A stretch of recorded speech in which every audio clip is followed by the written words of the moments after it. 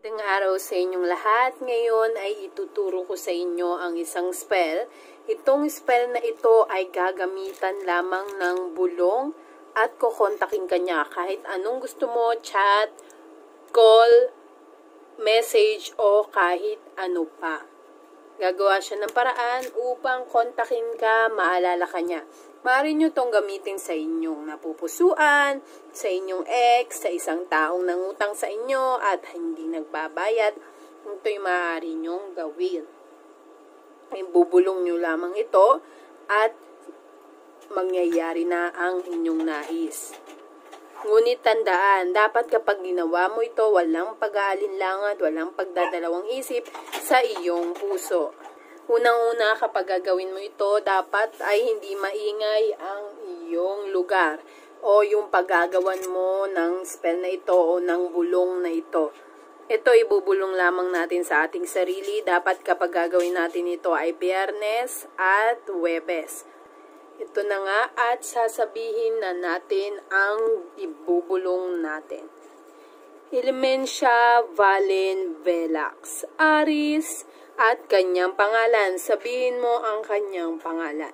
Pagkatapos ay sasabihin mo ito, Kuod non velit ilud admi. Kapag nagawa mo na iyon, ay sasampitin mo muli ang kanyang pangalan ng 5 beses. Pabulong lamang ito, dapat ay punong-puno ng emosyon mo itong gagawin, buong-buo ang iyong emosyon na pag nanais mo na tawagan ka, kontakin ka ng taong ito. Paalala lamang, syempre dapat ay kakilala nyo, nakausap nyo na ang tao na ito kasi hindi naman natin pwedeng gawin yung imposible na ikaw ay tatawagan nito, ikaw ay tatawagan niya. Ngayon, ang gagawin mo, ito ibubulong mo lamang ito at ramdam na ramdam mo dapat sa iyong puso. Ngayon, kapag matutulog ka na, kapag gabi mo kasi ito gagawin mo ito bago ka matulog.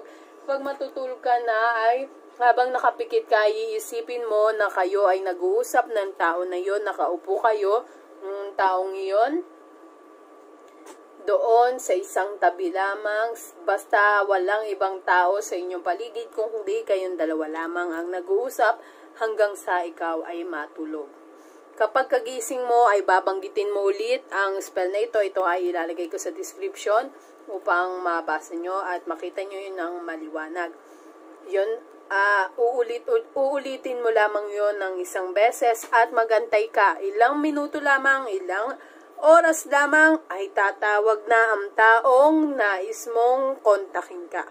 Sana'y nakatulong sa inyo ang video na ito. Huwag niyo kalimutang i-like ang video ito at mag-subscribe sa Philippine One.